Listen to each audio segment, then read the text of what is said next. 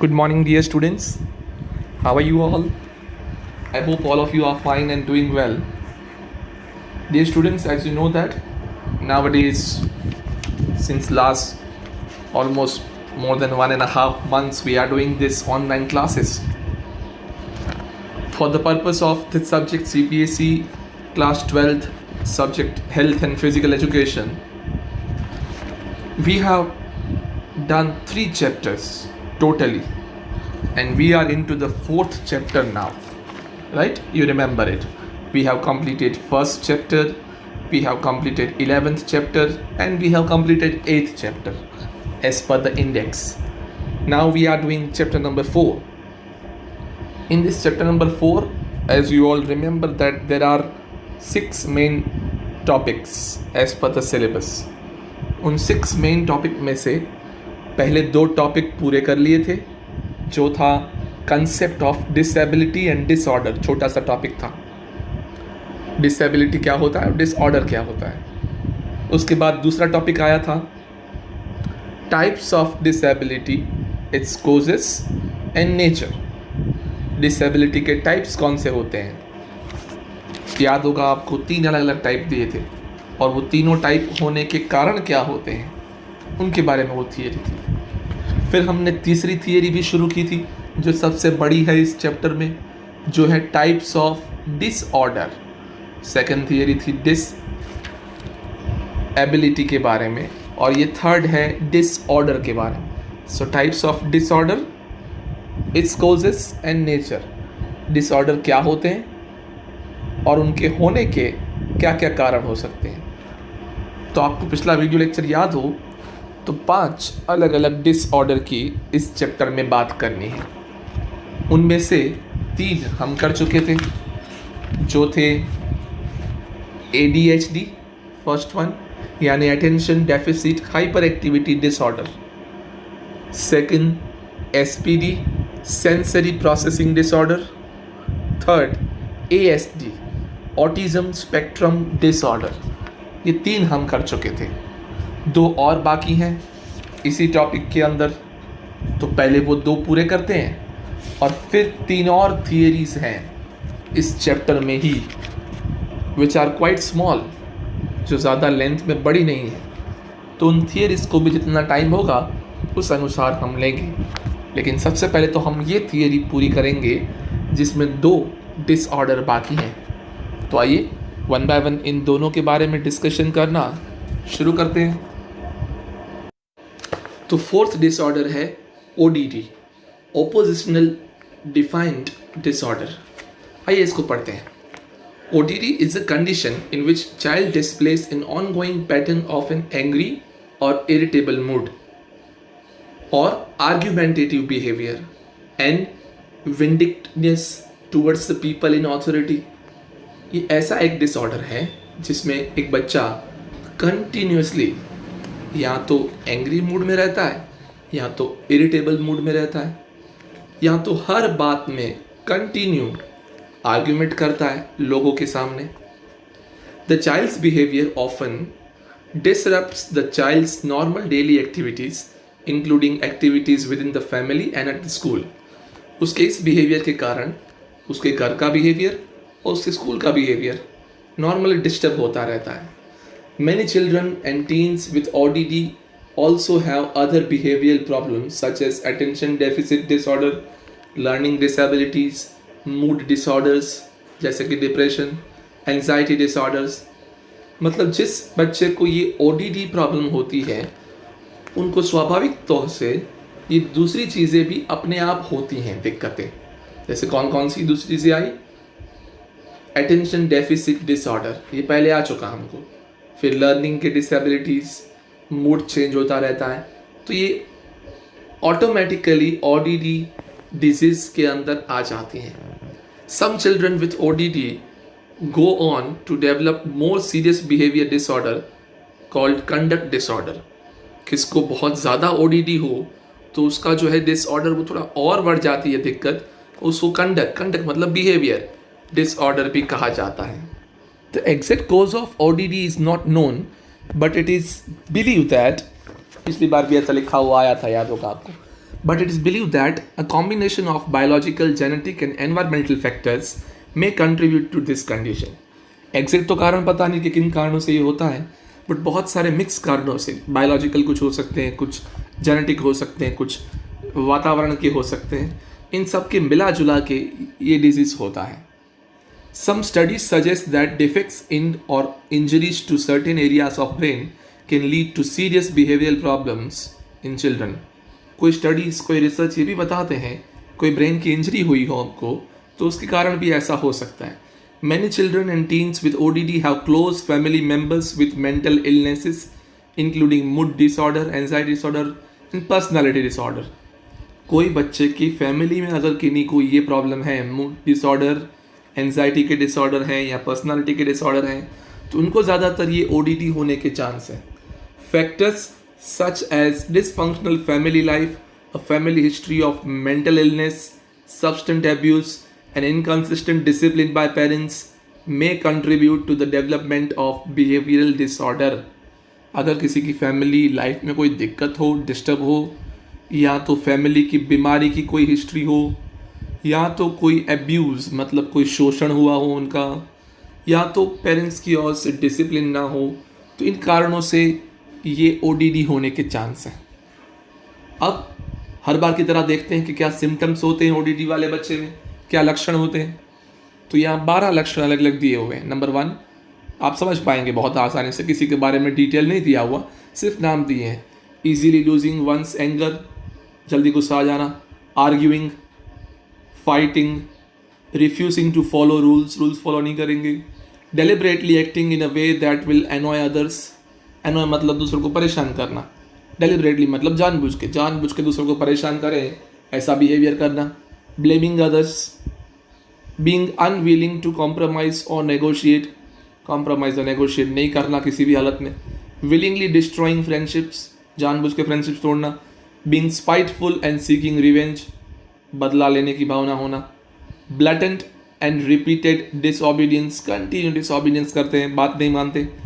Loss of self esteem, persistent negativity, continue negativity रहती है. तो ये सारे सिम्टम्स हों तो ODD है ऐसा कंक्लूड किया जा सकता है. ओके, तो ये था 4th type of disorder ODD.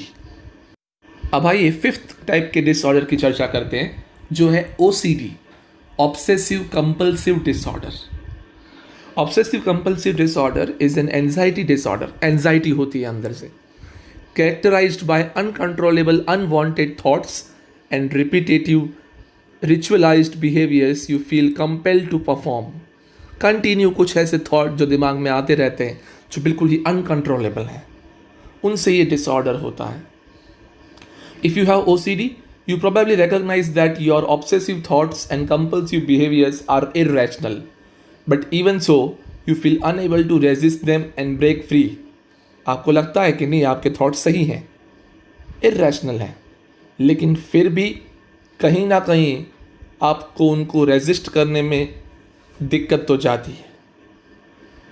Like a needle getting stuck on an old record, OCD causes the brain to get stuck on a particular thought or urge. जैसे सुई, नीडल कहीं एक धागे पे अटक जाती है कई बार, ऐसे ही OCD जो है अगर जिसको बीमारी हो तो बच्चा एक ही थॉट उसके दिमाग में अटक जाता है कई बार और दूसरा कुछ होता ही नहीं, यही बात दिमाग में घूमती रहती है. The studies have shown that a combination of, वापस ये सेंटेंस आया तो ये थियरीज पूछी जाए आपको तो आप ये तो लिख ही दें. दैट स्टडीज़, कोई पता नहीं एग्जैक्ट रीज़न का, लेकिन स्टडीज़ बताती हैं कि कुछ combination of biological and genetic and environmental factors के कारण ये होता होगा.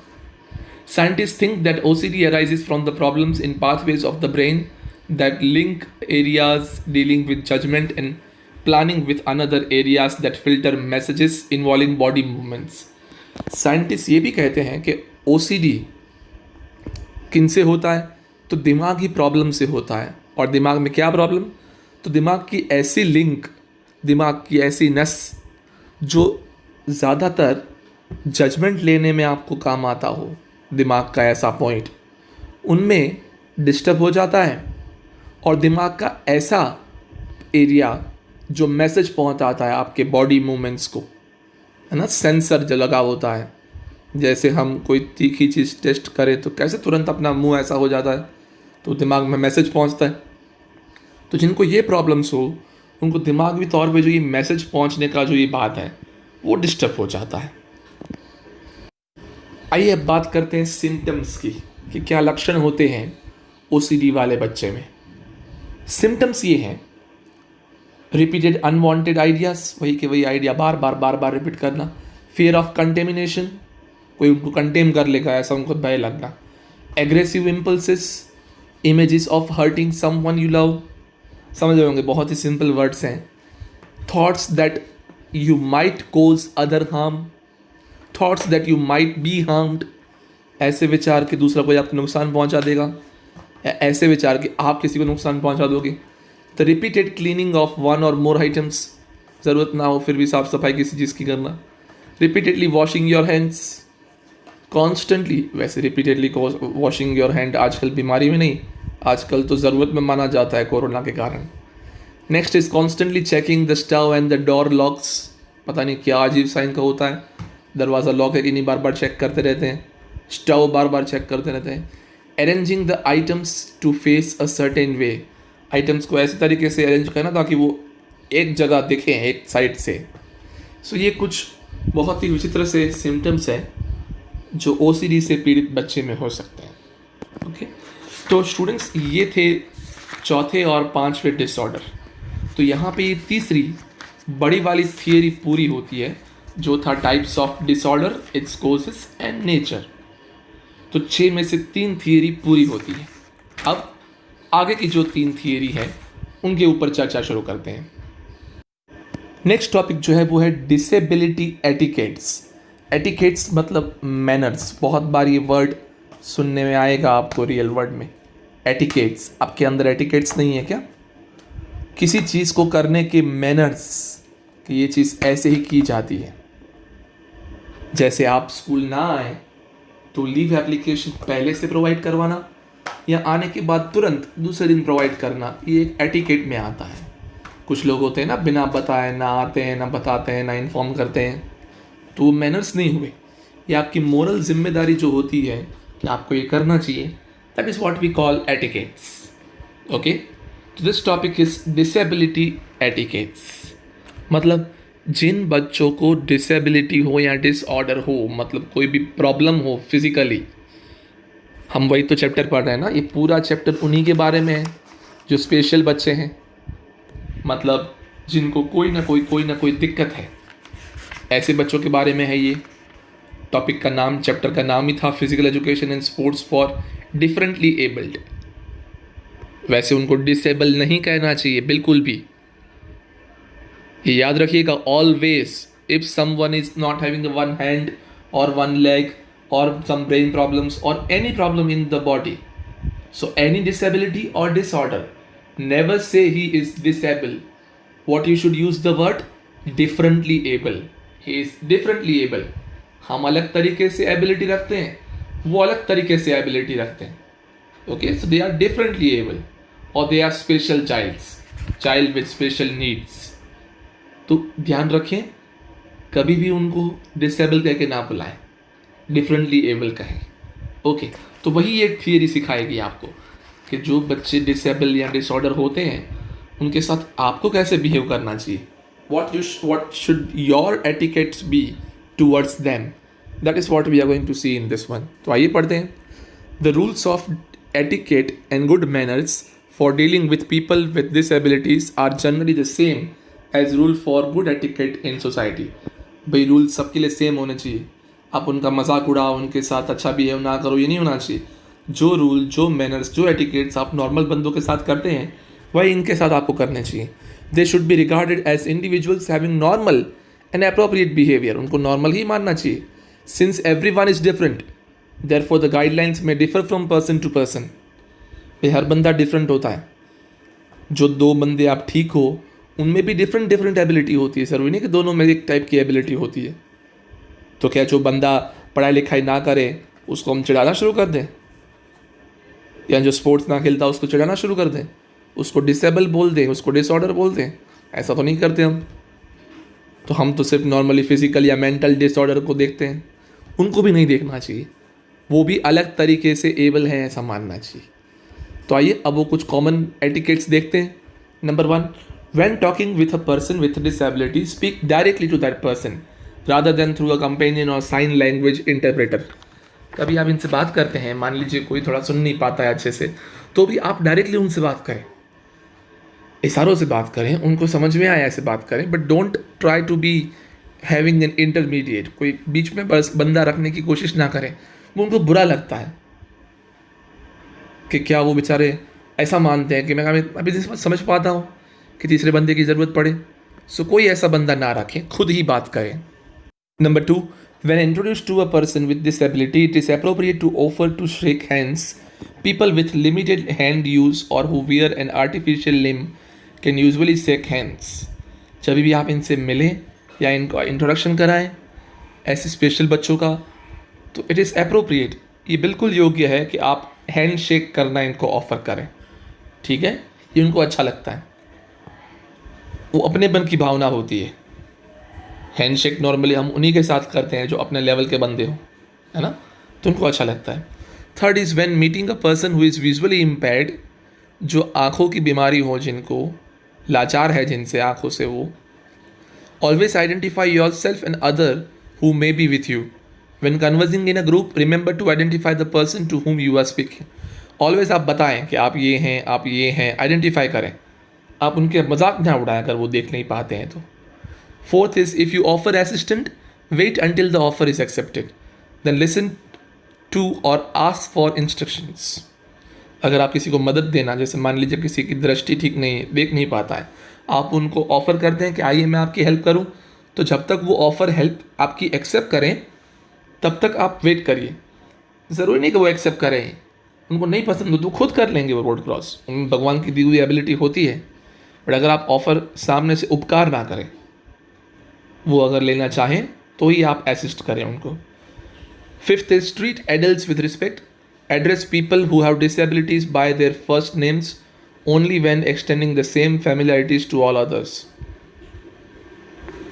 मतलब एडल्ट हों उनको भी अच्छी तरीके से ट्रीट करें, और जिन बंदों को डिसेबिलिटीज़ हों उनको उनके पहले नाम से बुलाएं, कोई दूसरे नाम रख के ना बुलाएं जिनसे उनको चिढ़ हो या जिनको उनसे प्रॉब्लम हो या मेंटल प्रॉब्लम हो जाती हो जो मज़ा ना आता हो सुनने में। वन इज लर्निंग ऑन और hanging on to a person's wheelchair is generally considered annoying. The chair is the part of the personal body space of the person who uses it.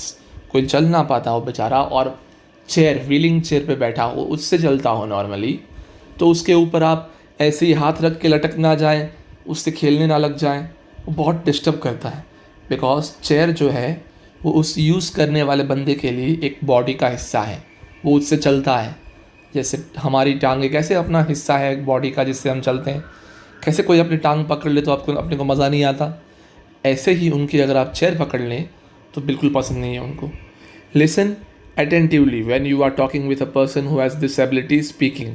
Be patient and wait for the person to finish rather than correcting or speaking for the person. किसी बंदे को बेचारे को बोलने में शायद तोतला हो थोड़ा सा, या हिचकिचाहट होती हो, अटक जाता हो, या कोई भी दिक्कत हो, सो वेट जब तक वो पूरा सेंटेंस फिनिश करे। ओके, आप बीच में बोले ना, उनको डिस्टर्ब ना करें, करेक्शन ना करें कि ये गलत बोला, वेट, पूरा सुने, उनको डिस्टर्ब ना करें।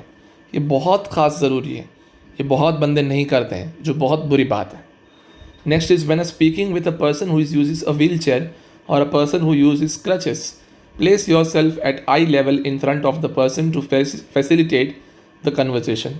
जब व्हील चेयर पर बैठे हुए बंदे के साथ अगर आप बात करें तो घुटनों के बल बैठ जाएं और उनके आई लेवल के हिसाब से उनके नज़दीक और उनके सामने रह के बात करें, ना कि खड़े होके, उनको इन्फीरियर फील होता है। Ninth, to get attention of a person who is deaf, tap the person on shoulder or wave your hand. Look directly at the person and speak clearly, slowly and expressively to determine if the person can read your lips. अगर कोई ऐसे बंदे के साथ आप बात कर रहे हैं जो अच्छे से सुन नहीं पाता, तो उनके कंधे पे आप टैप करें या आप अपना हाथ हिलाएं, वेव योर हैंड, उनको बुलाने के लिए। डायरेक्टली उनकी आंखों में देखिए, आप अच्छे से धीरे बोलें, बहुत स्लो बोलें, ताकि वो आपके लिप्स मूवमेंट, क्योंकि वो सुन नहीं पाते बेचारे, तो लिप्स का मूवमेंट देख के तय करते हैं और आपकी एक्सप्रेशन देख के तय करते हैं कि आप क्या बोलना चाह रहे होंगे. So give proper expressions, proper lips movement and speak slowly, okay, and clearly so that they can understand. Last one is for those who do lip read. Be sensitive to their needs by placing yourself so that you face the light source and keep hands and foot away from your mouth when speaking. मतलब ऐसे बंदे की ही बात है जो 9th point में आया हूँ, इसमें कंटिन्यू है. तो ऐसे बंदे हों जो लिप रीड करते हों और समझते हों बेचारे, तो आप अच्छे से और धीरे से तो बोलें, साथ में आप उन जगह पे बैठें या उस तरीके से अपने आप को पोजीशन करें ताकि आप एक अच्छे प्रकाश में रहें, लाइट आ रही हो ताकि वो बंदा आपको देख पाए, तभी तो लिप रीड कर पाएगा. और जब आप बोल रहे हो तो आपके हाथ दूर होने चाहिए मुंह से और आप कुछ खाइए नहीं बोलते हुए, उसको लिप रीड करने में दिक्कत जाती. तो ये थे कुछ एटिकेट्स. ये थी चौथी थियरी, ओके, इस चैप्टर की. अब आइए आगे बढ़ते हैं 5वीं थियरी की ओर, जिसका टाइटल है advantages of physical activities for children with special needs. जो ये डिफरेंटली एबल्ड बच्चे हैं, स्पेशल नीड्स वाले बच्चे, उनके लिए फिजिकल एक्टिविटीज़ करवाने के क्या क्या फ़ायदे हो सकते हैं, उनके बारे में डिटेल में बात करते हैं. Kids with physical disabilities face challenges.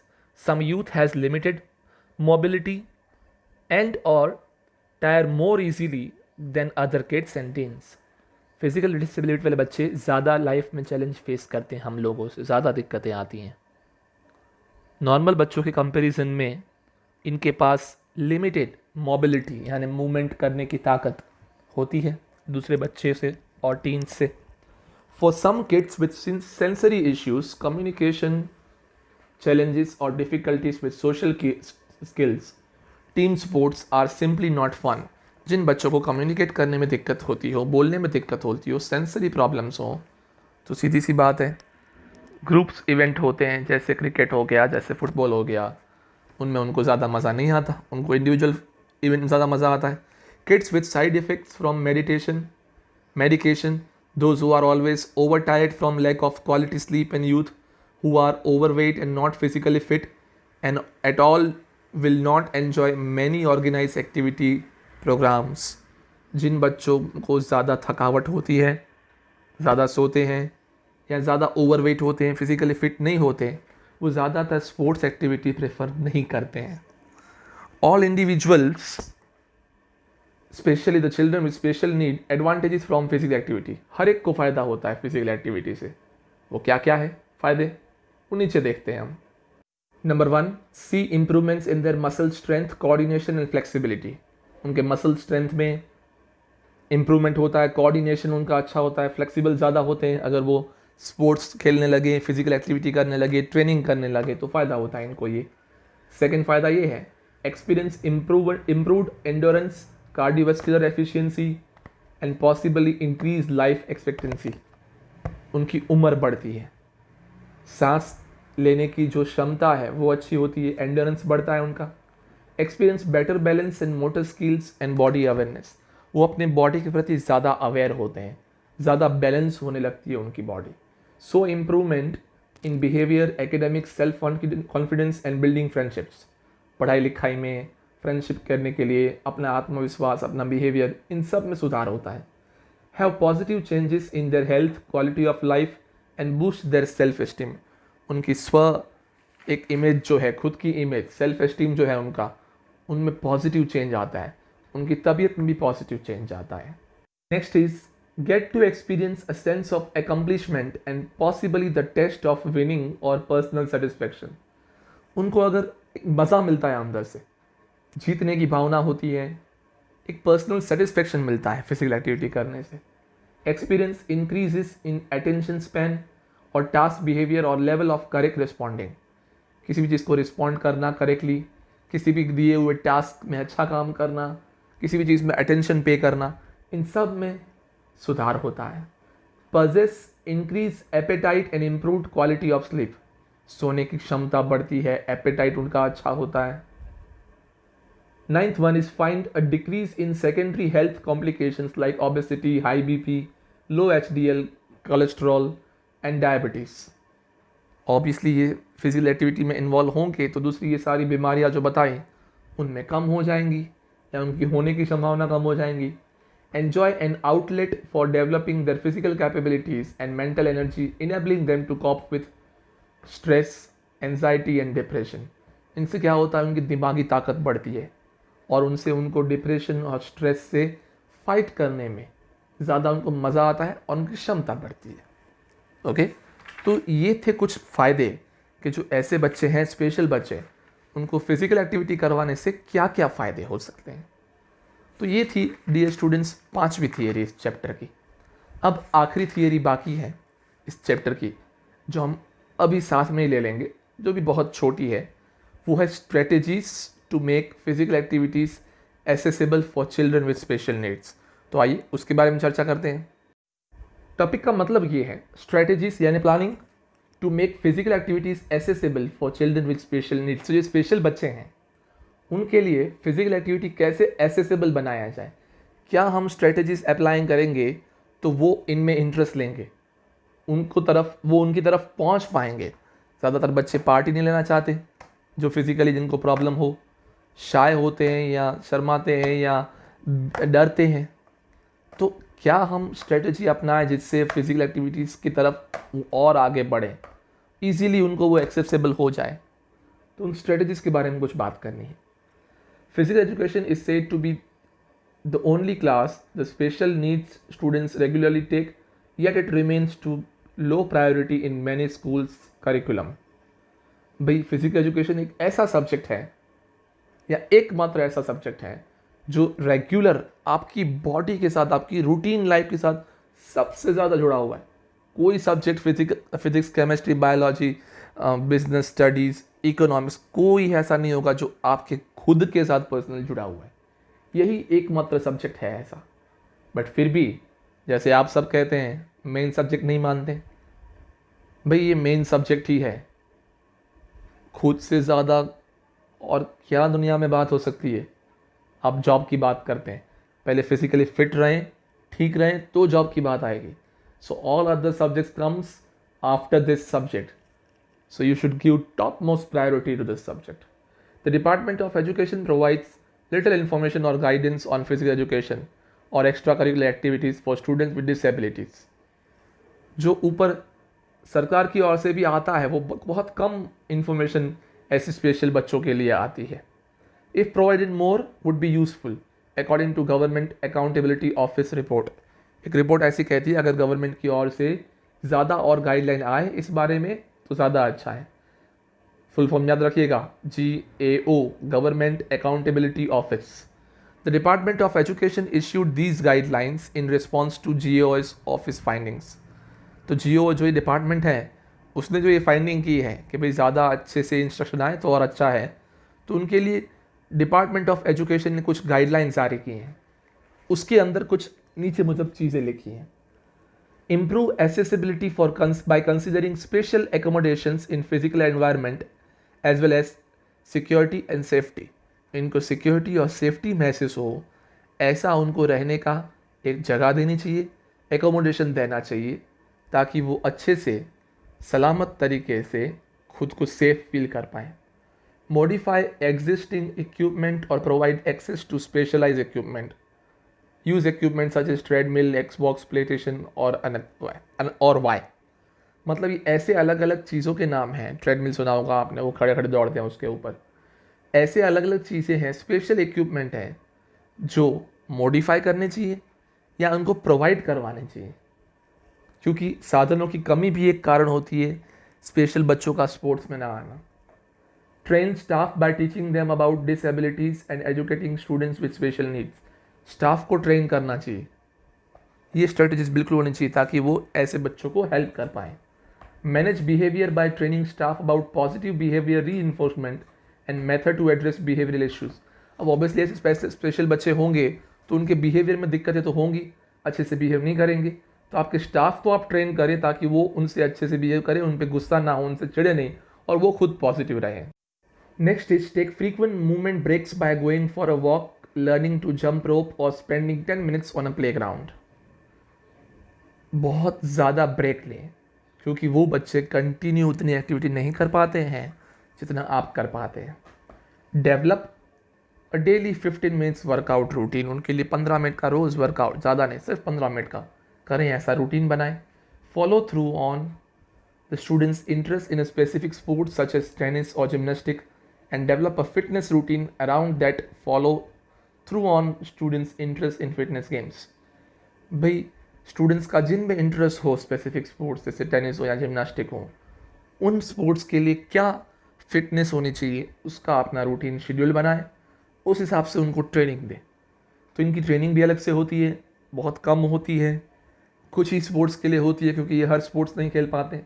तो ये अलग अलग स्ट्रेटेजीज हैं जो फॉलो करनी चाहिए.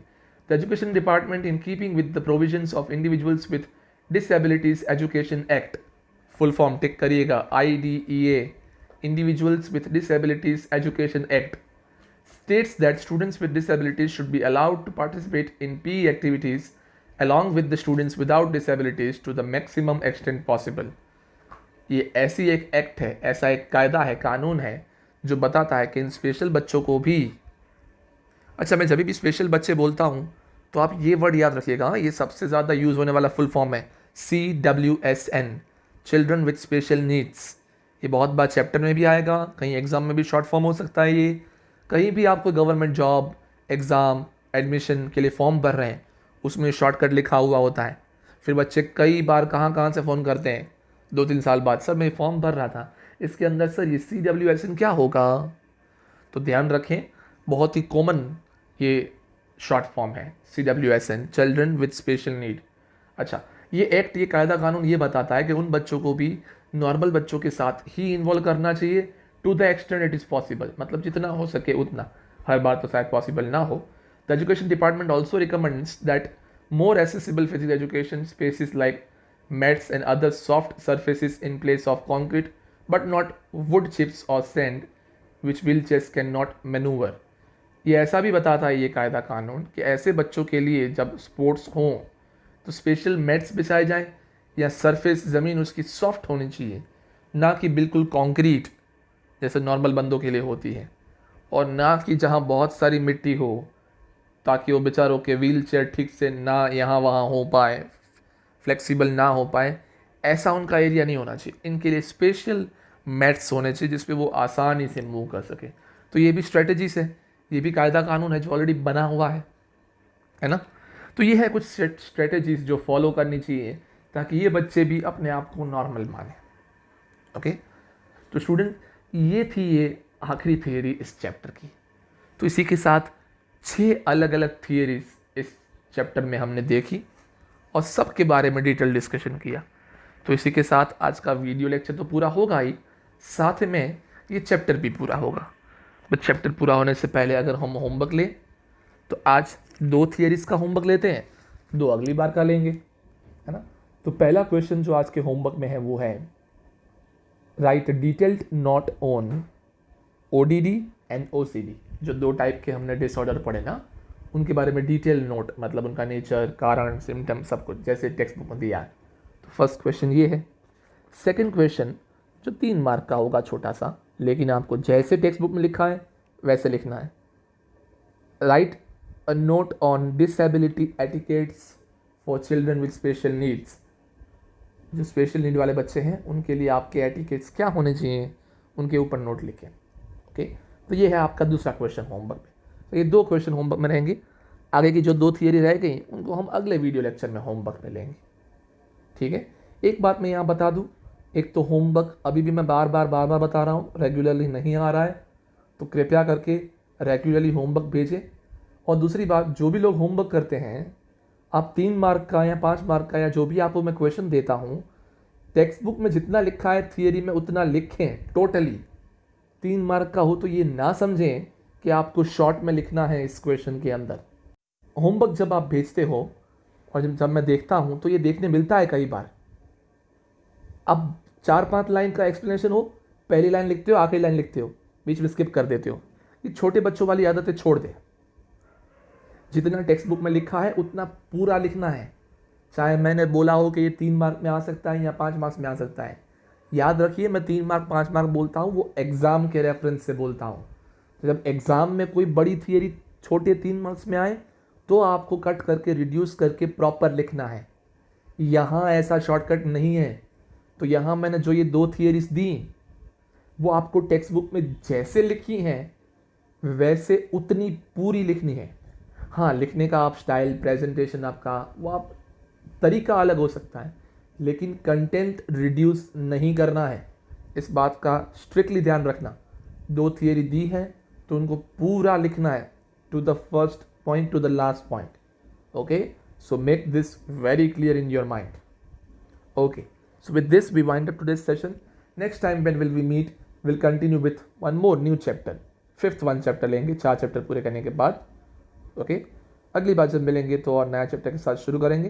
तब तक के लिए thank you so much, have a very good day and please follow the guidelines of the government and your parents and stay safe. Thank you.